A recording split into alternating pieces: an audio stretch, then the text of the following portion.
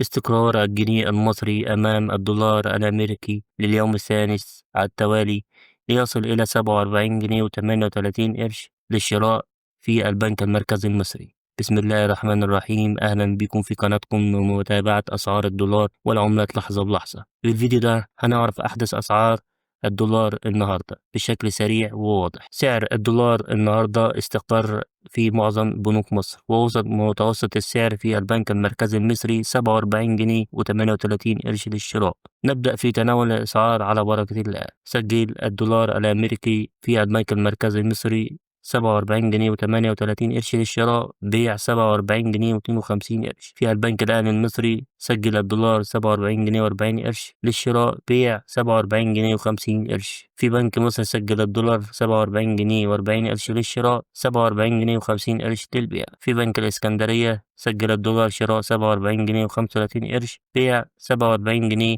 و45 قرش. أتمنى يا رب أكون فدتكم. لو الفيديو عجبك ما تنساش اللايك والاشتراك وفعل زر الجرس عشان يوصلك كل جديد عن أسعار الدولار. سلام.